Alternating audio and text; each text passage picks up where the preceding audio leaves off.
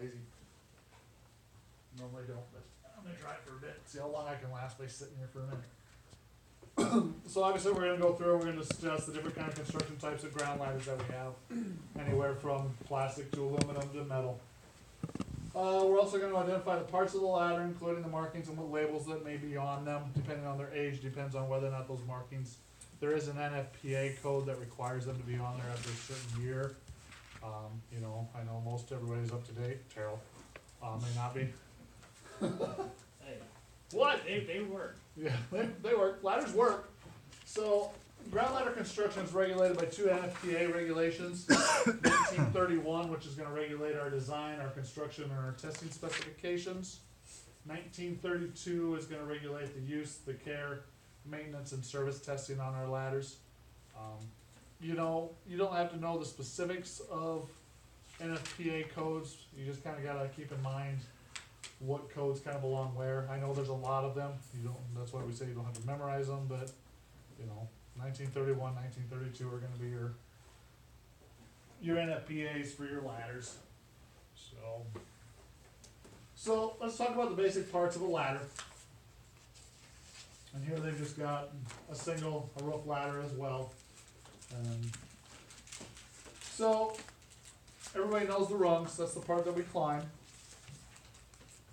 Your beams are the outside portions of them.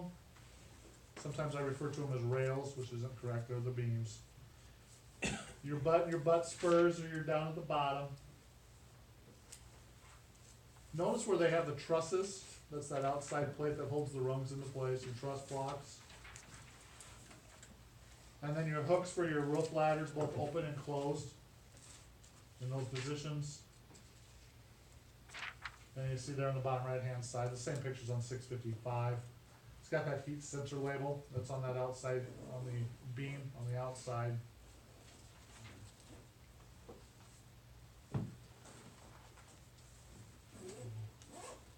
Then you got in your fly sections, you've got your ladder pawl, which is that portion of an extension ladder that holds it into place. Everybody sees that tie rod, and the picture on 656 is a lot better. So 656 has got a tie rod, so on your wooden ladders, there's a metal rod that runs below the wood rung for support. Your foot pads, both in positions of when you're inside and outside. And then we get into extension ladders. Now this is an example probably of a 35 footer. So you've got your bed section. So your bed section on an extension is the bottom section. It's the widest part. It's where everything else settles into when it's not in the extended section, extended or flied out. And then obviously your immediate, your middle, your first, your fly section is that middle part. And your top, second fly section is the top. Most of them will have protection plates on the top of them, so that you can lean them up against the building and it doesn't damage the beams at all. Notice your halyard cable, halyard rope, and we will learn how to properly tie a halyard, because that is one thing that I have had on tests, practicals that I've done, is that you have to extend a fly section, extend an extension, or put an extension ladder with flies out, and then properly tie the halyard. And you see there, the bottom of the picture where it says the butt spurs, it's got that 14 listed on it. That 14 is the height of the ladder itself, so that you can look at it when it's laying on the truck and tell which ladder it is. Because when you start stacking them up, or you know, in some cases where they're stored internally, and you go to start pulling them out, you can't tell exactly what you're dealing with. So that gives you a little bit better idea. So the basic parts of a service ladder, everything we just went over, anywhere from, bed sections to the beams, the rungs, the butt spurs, tips. So the materials that we use, obviously for ladders, we have to meet a certain specification. Like we said, that's in 1931. And every material has its advantages and disadvantages.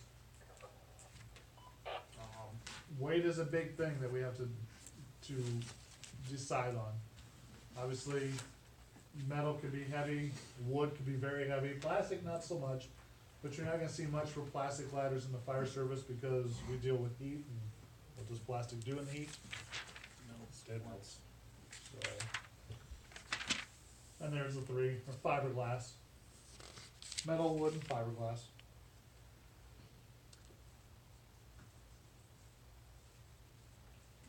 Required markings that we gotta have. The factory of the local application. That NFPA 31 requirements. The AHJ may require, and paint can indicate tip or butt. So you may see like the tip is painted like a pink or a blue or something, depending on the department. Those are busy already. Hey, we're going back to Milford.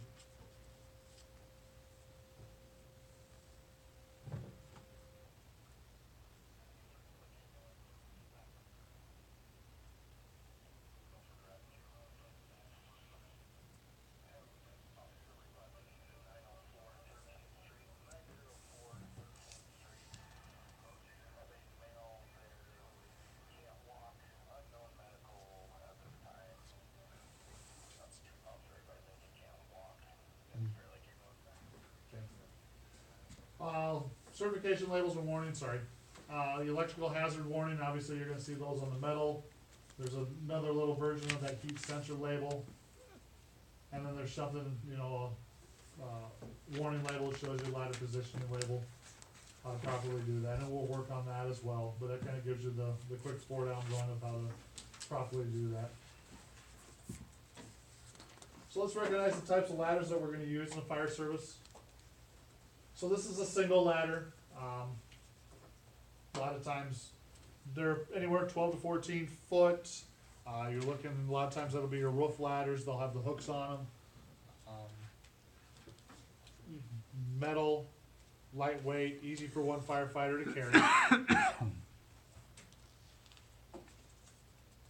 Roof ladders, their extensions are very distinguished because of those hooks that they have at the top of them or on the tips.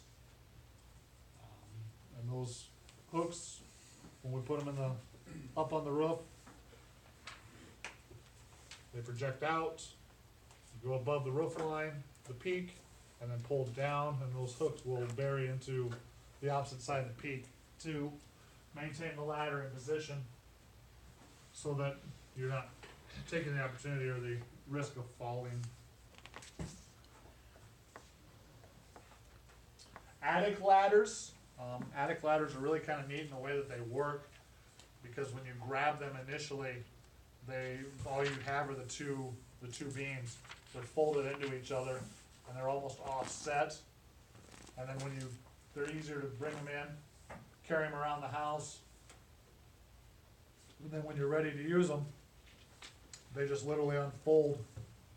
And you can see here at the bottom of the picture, that's the folding mechanism that locks it in so it doesn't refold back up onto it. So they work really well. They're only, 8 to 10 foot tall, just enough to get you up into the attic.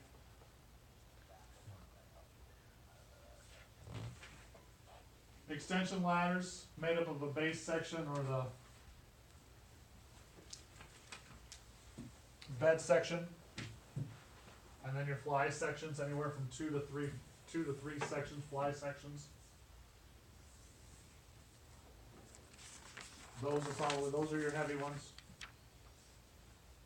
And you can see how he's what we call heeling the ladder, and we'll work on that as well. Anytime anybody's gonna climb a ladder at all, whether it's a single to an extension, you always have somebody heel the ladder. Anybody ever seen the videos of close calls, firefighter close calls, where they put a ladder up on, to go up on the roof, and as two of them are climbing up, the butt spurs give out, and the ladder does this, and both of them come down. That's why we heal the ladder. Little combination ladders, self-supporting A-frame ladders is what they're called.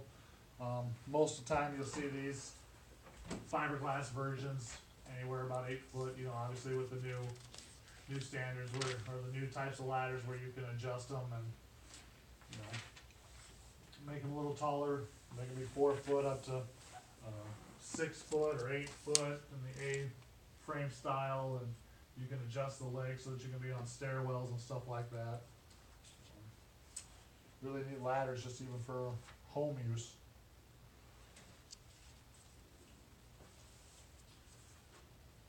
NFPA 1901 contains information on how we apparatus can mount our ground ladders.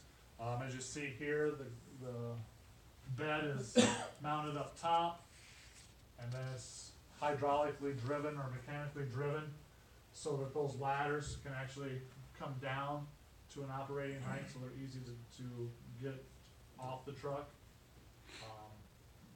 Some of them now, my old department, the ladders were actually mounted on the side of the pumper, up in that area. So if you wanted the 35-foot extension, you had to take off 2 ladders to get to that one, which you do in this case too.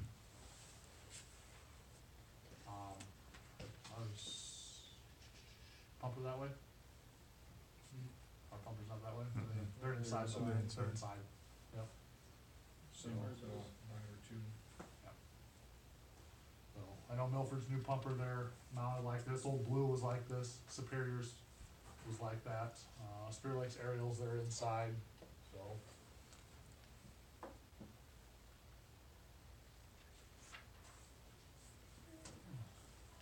Armstrong, your guys' are on top, so partly inside. Yep. They're nicer when they're inside again and on top. You know, when you get them mounted down on the side, they get, you know, with the way that they sit, they get dirtier faster.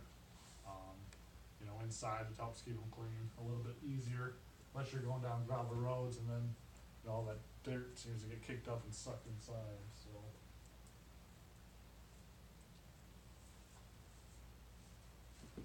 So elements we need to inspect for on all types of ladders. Obviously heat exposure, especially if we're at a working structure fire and it's had any impingement on it whatsoever. We need to inspect the rungs, making sure there's no damage. Bolts and rivets, making sure they're not damaged, broke, or missing. Checking our welds, making sure they're not cracked. Beams and rungs, making sure that they're not bent.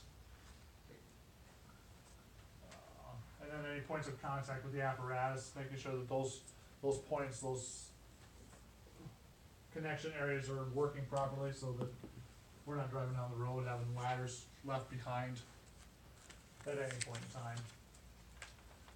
So here's one of those warning statements. Basically, any ladder that's ever been subjected to a direct flame contact has been exposed to any high heat, or the heat sensor label has changed color. It's unsafe for use and should never be used, or should be removed from service for testing. And I think that's just one of them dumb moments, you know. If it's involved in a fire, and we know it's been in high heat, or it's been in a section, you know, direct flame impingement, you know, we're obviously gonna test it and make sure that it's okay for service before we, you know, go and use it again and take that opportunity, take that chance of being injured. And that's where it's important to keep our ladders clean so that we can see the heat sensor tabs, the labels.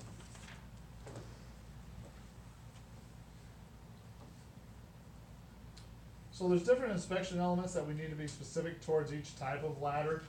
You know, with wood or wooden components, making sure that the wood is in good condition, that it's not starting to dry rot, and you would think that would not happen, but you know, you think you guys have a small department. There's departments out there that I've heard about that had weeds growing in their ladders.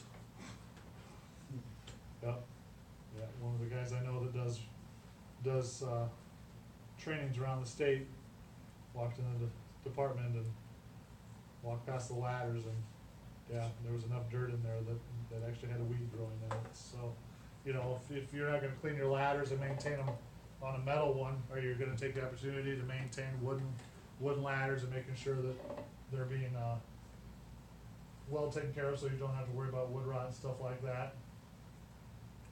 You know, your roof ladders, make sure we go through all the normal checks that we need to on those, but making sure that those hooks are working properly. The last thing you wanna do is to get it up on a roof and have it not work properly at all.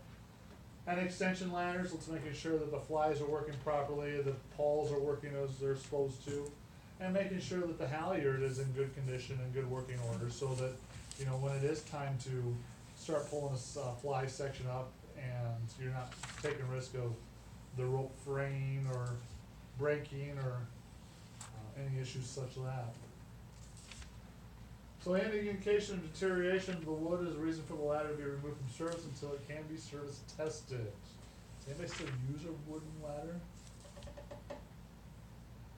Terrell, do you even have metal ladders over Yeah, there? Town truck. Alright, just wanna make sure, you know? Or maybe you guys went out and cut down that redwood the other day and built your own again. I'm calling out, that was reach up. Right? Yeah.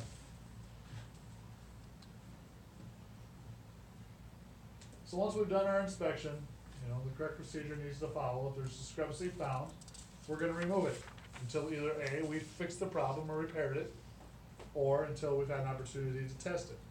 And once we've repaired it, if we need to retest it to make sure that it's in proper working order. And if it can't be repaired, then we either A, we destroy it, or B, we're gonna scrap it out for parts. I think most everybody would probably just destroy it, but, you know, smaller departments, you know, that's saving money. You know, set it aside and scrap it out. So in our service testing for ladders are fit to use, so we're gonna follow NFPA 1932. That was our one that we used for testing. So it's gonna establish time, in 1932, it basically establishes times for testing, when we should test them.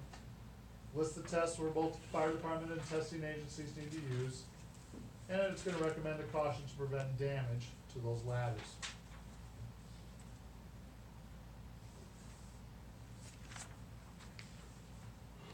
So, when I talked about the cleaning part of it with that department earlier about, you know, just not even maintaining, you know, it's not just necessarily about making it look good, you know, it's also gonna impact the function of it.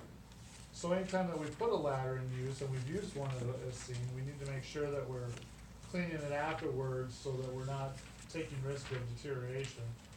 And cleaning them's fairly simple, it's nothing but just a soft brush with running water. We're gonna remove the residue, we're gonna wipe the ladder dry, we're gonna look for any damage or wear, and we're gonna report it.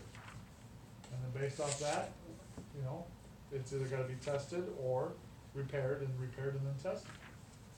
And obviously lubricate where recommended, so, you know, if we need to lubricate along the beams and the fly sections, or we need to lubricate the moving parts and pawls and stuff like that, you know, stuff that needs to be done.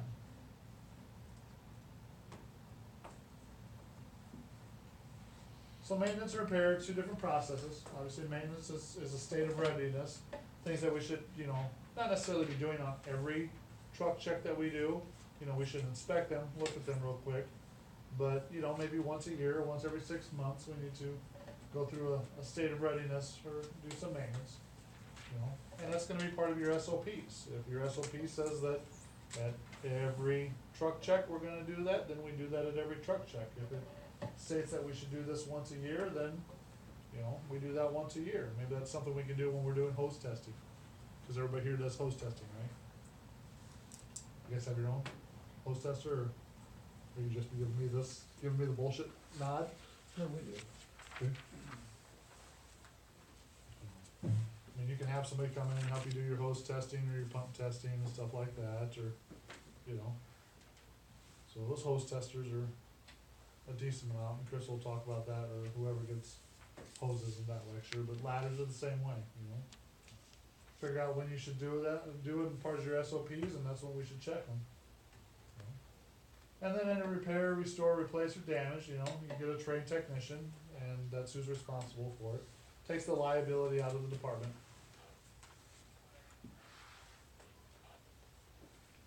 Safety guidelines when we're gonna handle ladders and taking into selecting and lifting and lowering the ladder. So several ladders, safety guidelines, fire, sort of things we need to know. You know, obviously, it's lifting ladders is gonna develop upper body strength. Like I said, maybe a single ladder's not too bad, but once you start hoisting a 35-foot extension, it'll, especially if you're the tall man in the totem pole, you get a little bit more of the weight, you know. You will learn that if you're gonna pick up a ladder, everybody wants to be the same size. Full body harness or safety line needs to be used, just so that you are always in a state of safety when you're up on a ladder. Obviously, we always operate according to our SOPs, and we're gonna wear full PPE, you know. We're gonna be in a hazardous situation where we could be anywhere from 10 feet in the air up to 25 feet up in the air, so, you know, if something were awful to happen, we need to be protecting ourselves. Always choosing the correct ladder for the instance that we need, whether, you know, if we only need a 10-foot ladder, there's no reason to get the extension ladder out, it's kind of overkill. Same thing we've always heard anytime we talk about lifting, whether it's at work or whatever, we're gonna talk about proper lifting techniques, using the correct number of people. And do not raise within 10 feet of electrical wires, that's just a safety concern, and obviously for obvious reasons, because the last thing we need to do is get lit up. One of them warnings, quite a few warnings in this lecture PowerPoint that I was looking through. So ladders coming in contact with power sources may result in electrocutions of anyone in contact with the ladder. Dumb moment.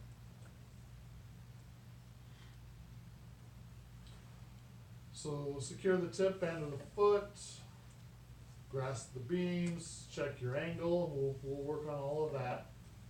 Ensure the hooks of the pawls seated under the rungs. Make sure that they're the same direction. You know, if you're inside, you wanna make sure that the butt tips are down.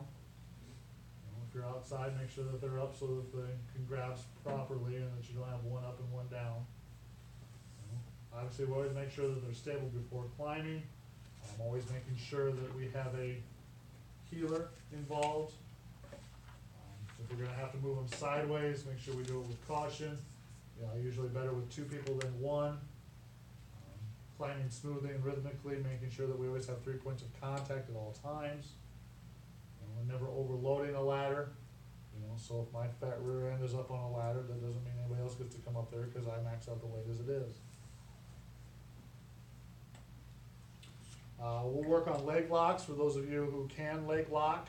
For those of you that wear a size 22 and can't get your big old boot through the between the 2 rungs, then you get to wear a ladder belt. And they're not very comfy. No. You know how to relocate the ladder when you're ordered to. Obviously, we only use a ladder for its intended purposes. We're not gonna be out there dilly-dallying around. We already talked about the damage inspections after every use. And I just talked about secure the foot and then the ladder, stationary objects, knowing how to tie them off, which I've never done. I've never actually seen it done. So they did talk about that in the book about how to take a rope and your knots that you just learned so heavily about a week and a half ago, and how to tie a ladder off so that you don't necessarily have to have a healer. Sliding down a ladder either feet first or head first, even in an emergency, is unsafe and may result in serious injury or death. I'm sorry if I'm bailing out of the house, life over limb. I might get hurt, but at least I'm still alive, and I have done that.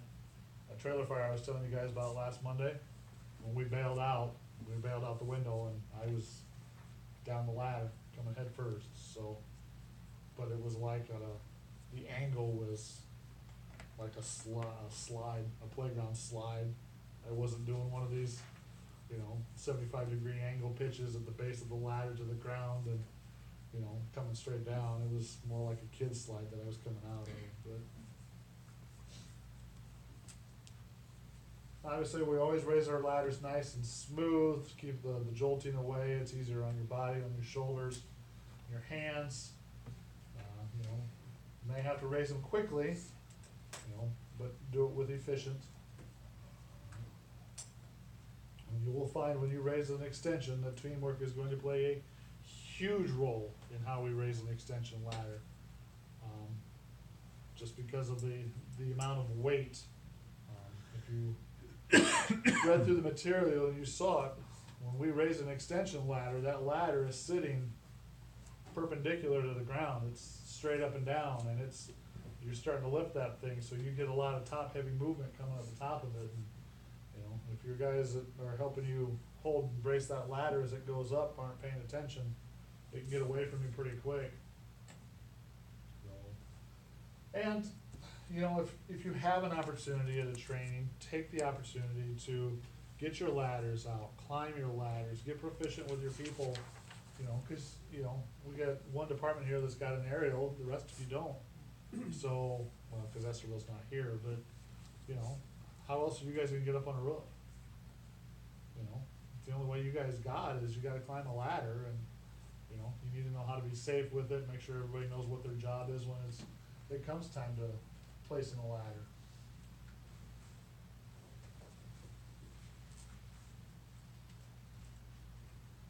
Obviously, the IC is in control, so it takes his consideration, and he's the one that's gonna decide where to place a ladder. Based on our needs. If we need one on the roof, he's gonna tell you, what ladders are available. If you only have a select amount of ladders on your truck and you're waiting for more to get there on another apparatus, then you may not be able to do certain things because you just don't have it. And based on the assigned tasks that you have, may note what ladders you're going to use as well. He's gotta make sure, or she's gotta make sure that she is aware of all the overhead obstructions, but when you're placing a ladder, that's also your job because it's a safety thing. Structural features of the ladder itself, not to mention the wind direction and velocity that are occurring out there. If you've got a nice 40-mile-per-hour gust of wind cutting across you, that is not gonna be enjoyable to climb a ladder on, especially if you're getting up there into that 20-foot height. You're gonna have that whole tipsy feeling going on. And topography of the area around the house, what kind of slope goes away from the house, or what kind of hills are present, and how much room do you have between neighboring houses as well. If they're pretty close and you can't get your ladder out at a safe angle, that's something that has to be noted as well and marked for safety reasons. Other things other important things we need to be aware of, working on a roof or an upper story. When we place that roof ladder, the roof ladder is placed for our safety, that, it's there for us to not fall off the roof. That's the whole reason it's there, is something for us to be attached to. Selecting our, must have two means of escape. And we talked about this, a couple weeks ago. I think we really talked about it, is, when we're doing roof operations and ventilations and having those two ladders placed, one on each side, so that if something happens and you can't get out one way, you've gotta have that other way out, so. Selecting the ladder requires the ability to judge the distance, Is it a residential, is it a commercial, or is it a single story, is it 2-story? Is it a 3-story house? We do have some of those in the Lakes area that are that tall, and you may not be able to get your aerial in there, so, if you gotta get up to the roof, you're gonna need a ladder that's gonna be able to do the job. I will tell you, I will not be the person on the ladder. I don't mind heights as much as I used to anymore, but I'm thinking 3 stories up on a roof, no, I'm good. I got Probies for that. Wait a minute. I am the Probie. Damn it. Several guidelines that we're gonna use based on our ladder length selection. So anytime we place a ladder for roof operations, and this is something that should be common just at home as well. 4 to 5 rungs above the roof edge should be standard practice. That gives you safe abilities to get on and off the ladder so that you have something to grab on and maintain 3 points of contact through the entire time. So tip placements when we're doing access or ventilations for windows. That tip needs to be a minimum at the top of the window so that you can do proper work to that window. And then if you're gonna do a rescue from a window, you know, those tips gotta be right at the window, right at the bottom of the window. And that stuff we'll work on when I talk about leg locking and stuff. That's where our access ventilation comes into play, and then rescue maneuvers with the tips at the bottom. We'll try and work on that a little bit as well.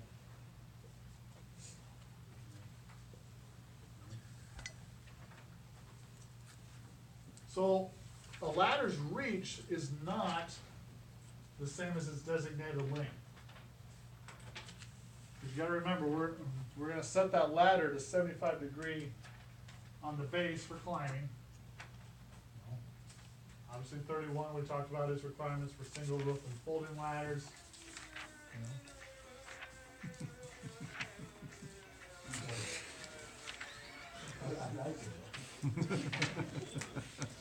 What the? Martin talking. Sorry, Ross. Wait, not gonna answer it? Might as well answer it now. Oh, it was Mark? It was Mark, bastard.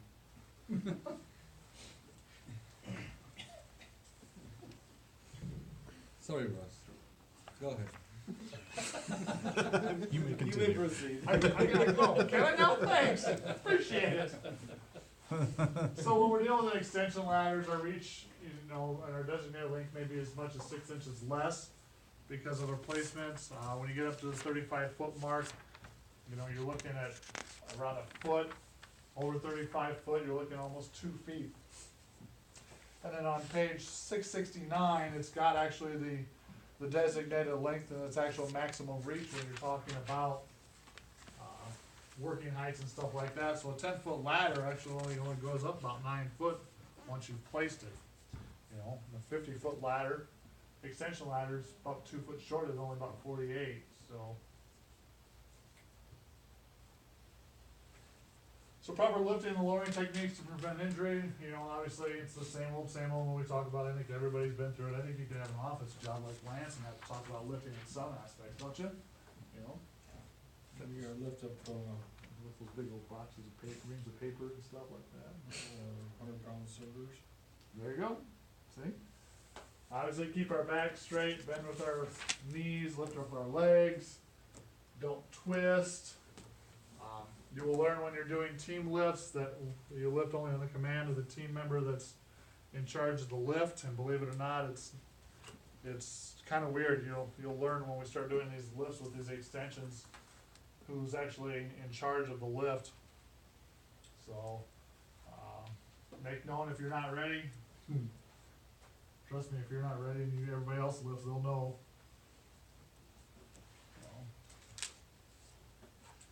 And reverse lifting if necessary to lower. So various methods of ladder carries that we're gonna discuss. So obviously we've got our pumper type, you know, 1 or 2 firefighters for the most part, because they are top mounted or side mounted, so they're already right there. Our aerials 3 to 4, because those ladders can be up to about those 50-foot extension ladders. So pumpers are usually vertical in the racks on the right side, compartment or the hose beds on the right side, or they're in a horizontal compartment onto the right side of the hose bed. So, mechanically operated. You know, the biggest thing you'll notice is that basically on pumpers, they're gonna be on the right side. Mainly because a lot of times your pump panel's on the left side. If they're side mounted pump panels, you know, unless they're top mounted pump panels or something like that, but, you know, the thing about when they're mounted on the side is that you lose compartment space that way, so. Especially when they're side mounted, you know, you lose full storage spaces because of that. You know, at least when we put them up on top now, is that you maintain those doors so you have more storage space available to you because the ladders are up and out of the way. But, you know, aerials and quints, vertically on the left or the right side, either or they're gonna be horizontally in the racks within the bed itself. And then your specialized ladder carrying vehicles, generally they're vertically on the outside of the body.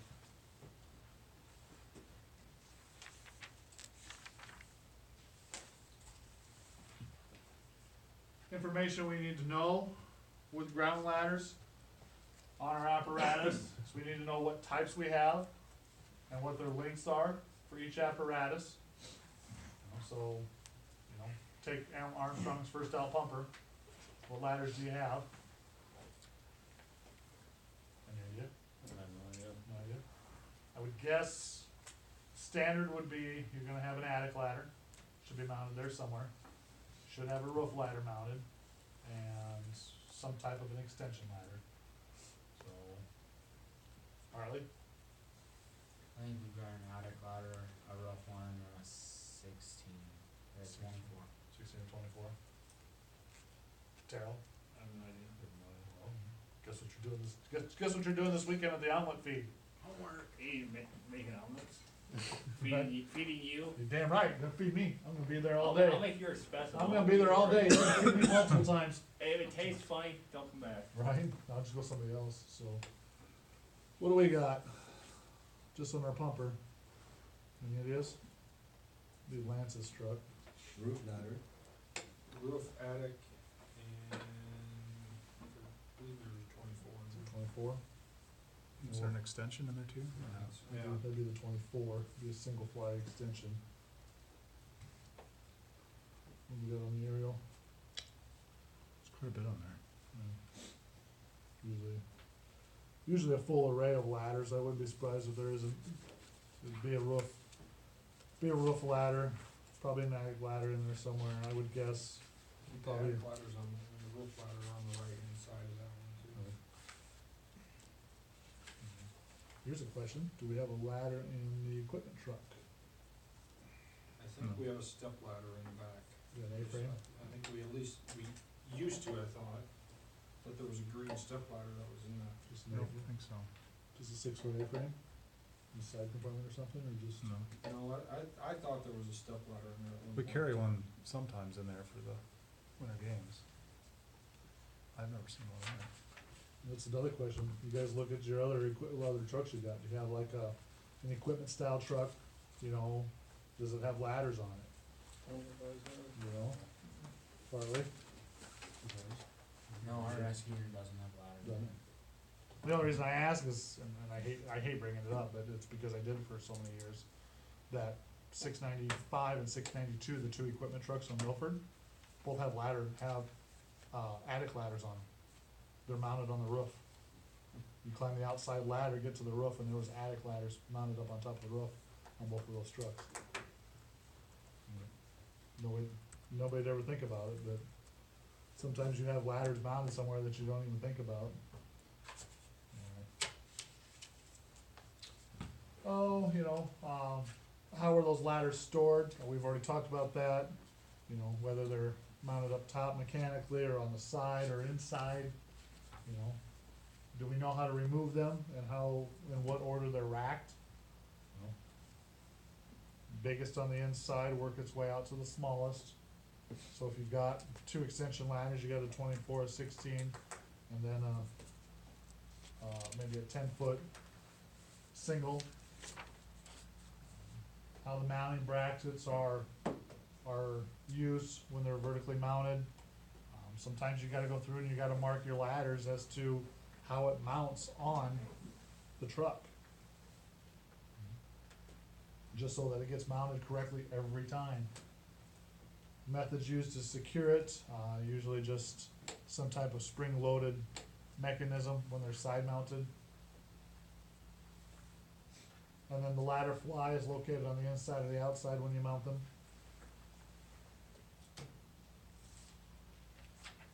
There's procedures for removing them from side or top mounted, different from flat mounted. So when you're vertically mounted, you unlatch them and lift them off in the correct carrying position. If they're stored internally, you gotta access the panel, slide it out to the proper carrying point, using multiple 3 or 4, you know, everybody takes their assigned location as the ladder's pulled out. So there's a 1 firefighter low shoulder carry for a single or roof ladder. Notice that the firefighter is facing the butt section of the ladder, and that's the direction that he will walk. This works the same as if it was just a single ladder, single 10-footer that you were using outside. We walk with the butt section in front of us. That way when we get to our location, that's how we can plant the ladder. And we'll work on how we get to that point of picking the ladder up properly, getting it in its proper carrying position. So carrying the forward end of a ladder at the eye level impedes the carrier's balance and visibility, increases the risk of the butt spurs striking someone in the head. So there's your 2-person low shoulder carry for some single and roof ladders, some small extension ladders as that one is. As you can see, this is the halyard. Notice once again, they're facing the butt section of the ladder.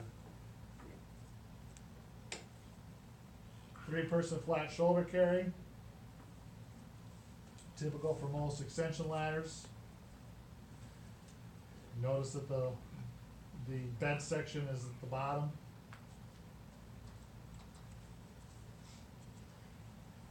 Four-person flat arm. Of course, if you read the notes at top, as I did last night, it's a 3-person flat arm. So there's 4 people there. I had to read it twice just to make sure I was not reading it incorrectly.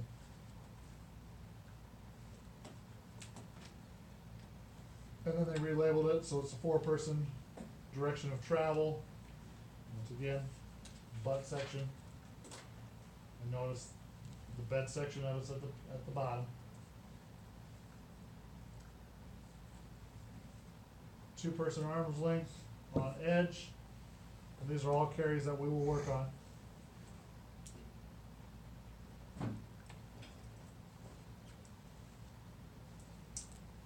General procedures for carrying roof ladders. So if you carry the butt first or the tip first, if you're gonna do the butt first, then you heel at the base of the extension ladder. And if you're gonna carry it tip first, then you carry it to the base of the extension ladder. What's that? I'm just reading the second part there.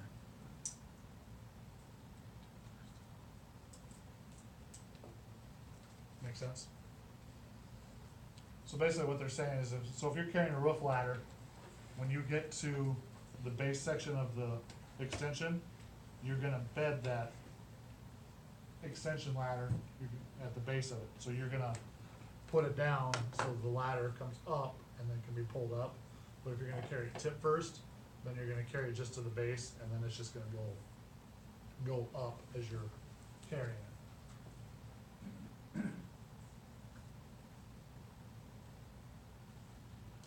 Requirements for ground ladder placement.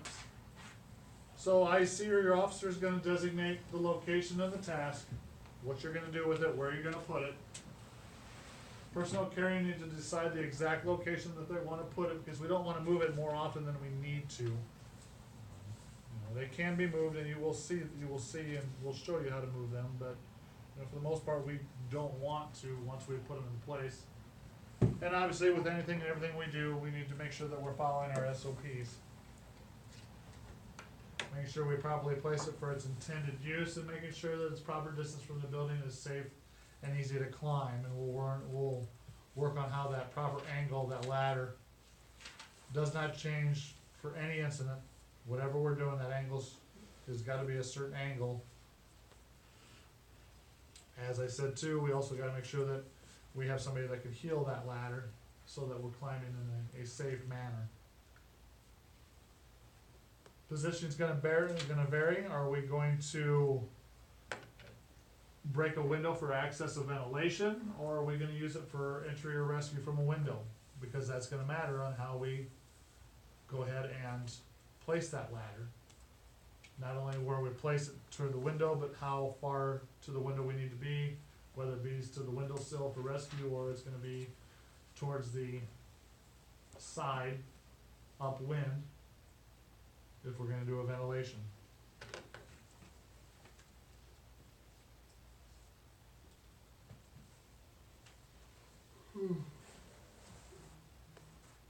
So, doing roof work, we're gonna place at 2 points at different sides of the building.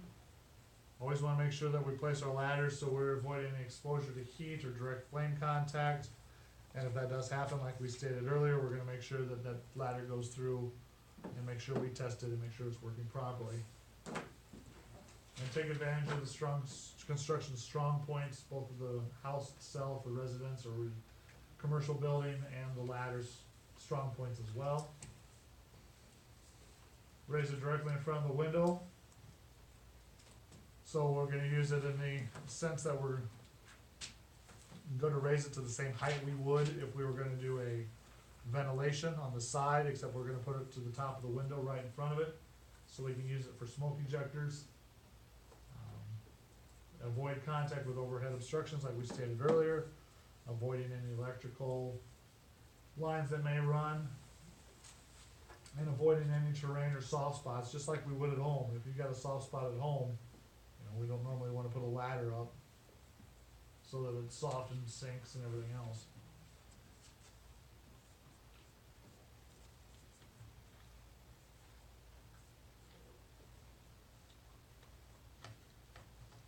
Dumb moments, don't put it in front of doors, stay away to major traffic mounts. Avoid the top of the sidewalk, elevator, trap doors, sidewalks, dead lights. Don't place it on unstable walls or surfaces. Just all safety points. Butt end from the building is what determines your ladder angle. It's a 75-degree angle, and the way we get that, or the other math version of it is, so if we've got a 20-foot building, that ladder's gotta be out 5 foot. So it's a 4-to-1 math ratio, if you wanna do it that way. So the way we figure that out for that 75-degree angle is we will place that ladder flat up against the building, against the wall, and we're gonna walk it out till we think we've got the right angle. At that point, you will put the toes of your boots at the butt of the ladder, and then placing your hands at a straight out position, the palms of your hands should comfortably rest on the rung in front of you. Okay? If it's too far back, then the ladder needs to come out further. If you can't reach, then you're too far out. But that is how you properly place a ladder. Toes to the butt of the ladder, reach out, palms comfortably resting on a rung. Mike had something he wanted to say. Just wondering what you do if you had short arms. Well, Just short arms. Just short arms. Just short arms. I'm 6'5", but my wingspan is 4'9". T-Rex. T-Rex arms.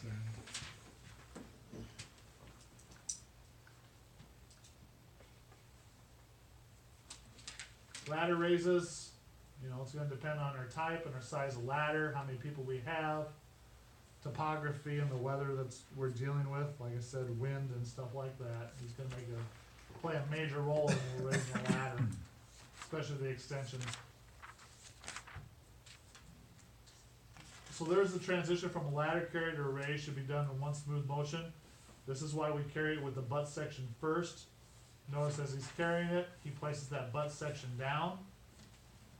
So the butt section's gonna go down. He's gonna raise it up against the wall. He's gonna pivot it to flat.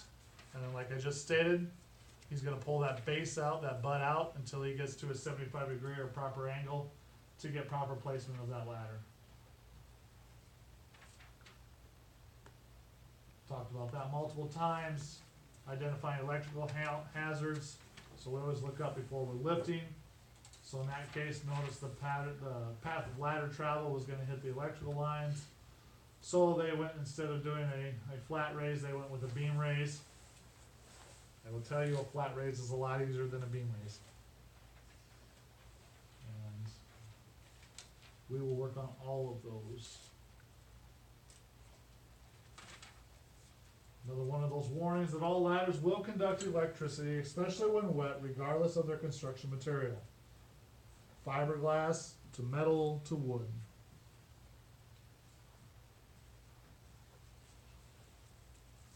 Several conditions we need to address before we raise a ladder.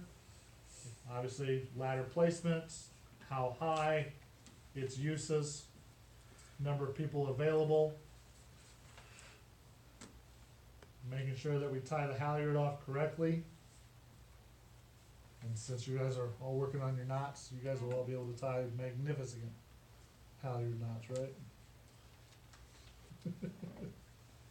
Yes.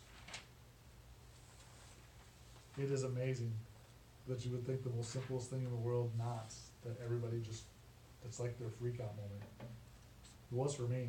I freaked out about knots. I was not a Boy Scout. That's why I tell you, when Chris said that he thanked me for giving him that topic, I'm like, I can tie one knot. I'm really good at one knot, and that's it, so. One firefighter raise for both single and extensions. So he laid, the ladder went in flat, the butt end went in flat, the ladder was laying down, and he's just walking it up by the rungs. The other side is using the beam raise. Planted the butt, and then beam raised it to where he needed it to.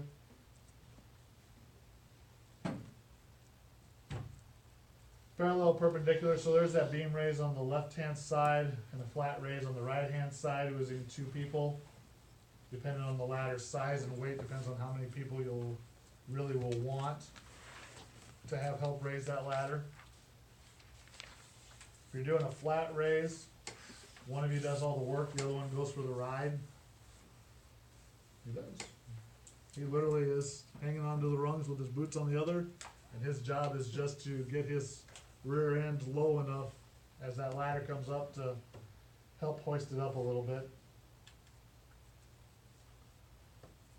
There's another version of it. Guy's got his feet against the butt of the ladder to make sure it doesn't slide out as the other two guys walk the beam to raise it.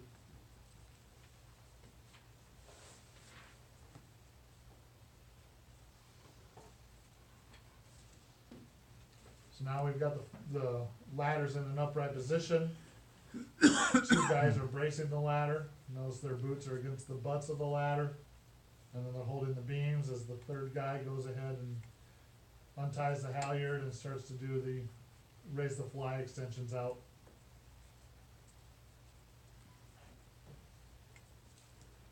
Number of ways we can get a roof ladder can be deployed. Like I said, if we're going butt first, we're gonna plant the butt to the base of the ladder and then run it up, or if we're just gonna do it carrying tips first, I would just climb it right up the ladder.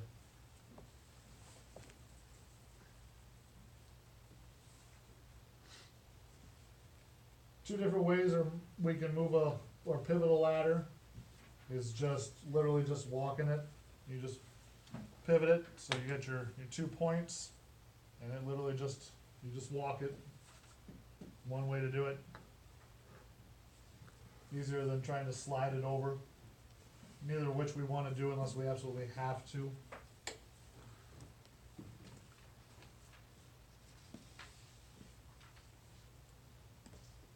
as we've said, anytime we're gonna move a ladder, we need to limit it to short distances. Otherwise, it just needs to be completely brought down, replaced, pick it back up, replace it, put it back up.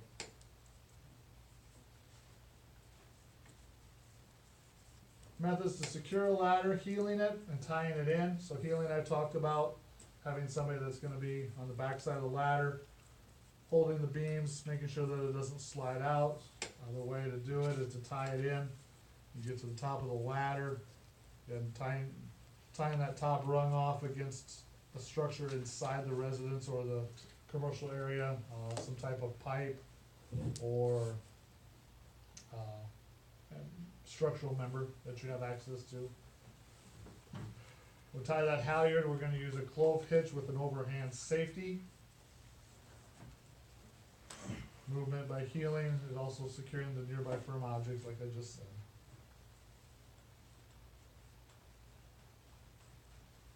Two different ways to heel a ladder. I personally prefer the one on the left side than the one on the right side, just because I'm not in anybody's travel path. So if somebody else needs to go up, I don't need to move. Where on the left side, you're out of the way for anybody working.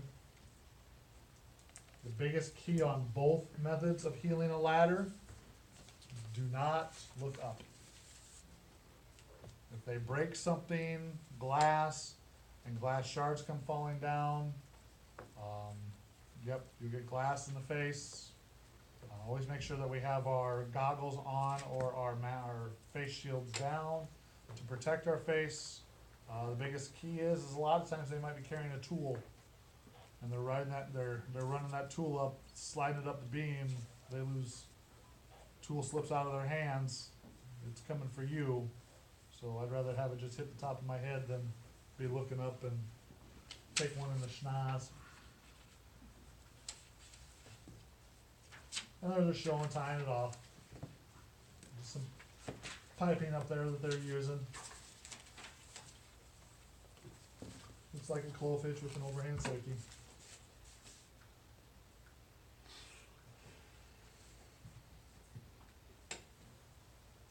Talked about climbing ladders already.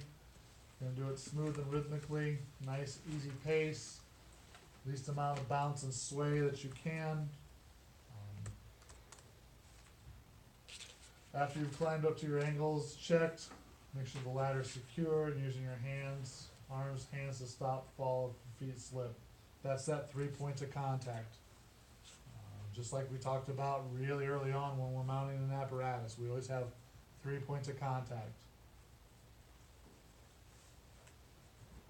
Use your leg muscles to climb with, not pulling yourself up with your arms. You know, nice and slow, develop form. Should be used when you're climbing up. Because you may be required to carry equipment up and down, so you need to make sure that we're doing that appropriately as well. You know, tools like axes and haligans, we do as a beam slide, so that you're always maintaining contact with the beam as well.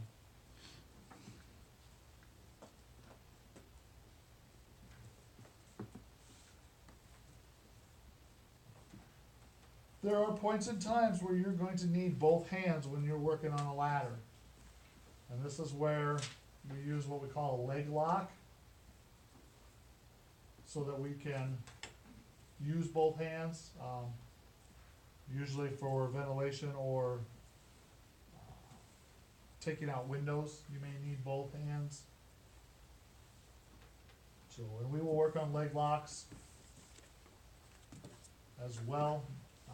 There is a technique to them, and if your foot is just too big and you can't get it in there, then safety harnesses are used. The biggest key is you have to have somebody making sure that we heel that ladder in those instances, because you will be in a position where if you're not leg locked in properly, it's almost uncomfortable,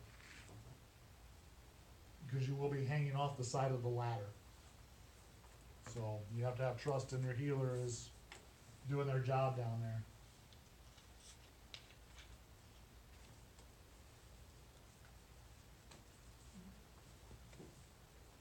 Another warning about being too fat on the ladder. This is for me. Don't wanna overload the ladder, so we only want one on at a time, section at a time. So being careful not to stretch out the ladders laterally. And there's the belt. Climb the ladder. Lock in, using the D-ring, locks into a rung on the belt, so he's locked in. This actually works out really well if you're gonna do hose maneuvers from a ladder. Leg locking in's not going to be very comfortable for an extended period of time, but having a ladder belt will be a lot more comfortable, so that you have the ability to either hoist a hose or use a hose for fire operations.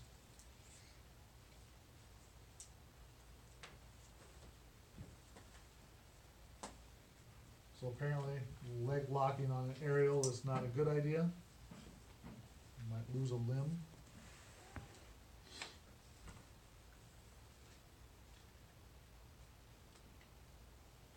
This is something we'll work on as well, helping a victim down a ladder. Different methods. Tip's gonna be just below the windowsill, making sure we have somebody heel it, removing all other loads, so we don't want any tools or anything else. And we need to protect the occupant from slipping and falling somehow.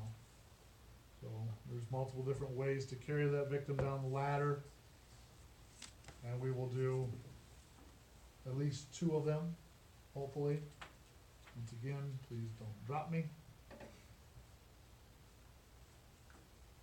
Patrick? I'll still bring you an omelet someday. So we need at least four firefighters are needed to bring a victim down the ground ladder.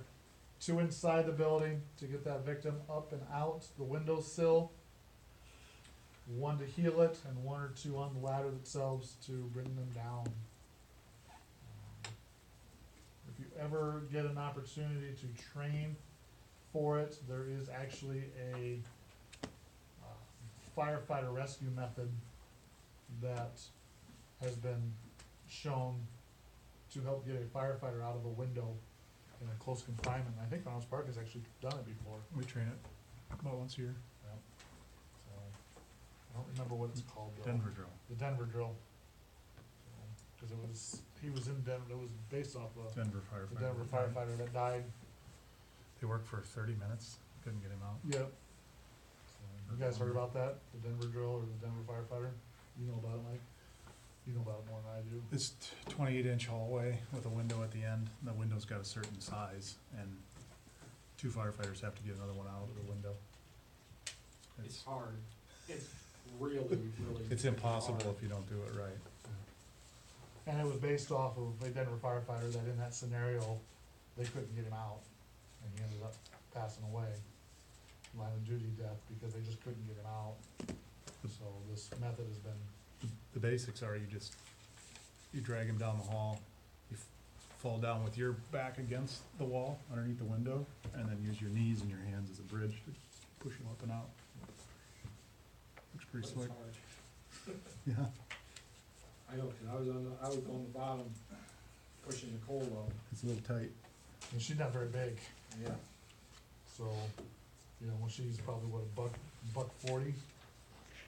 Buck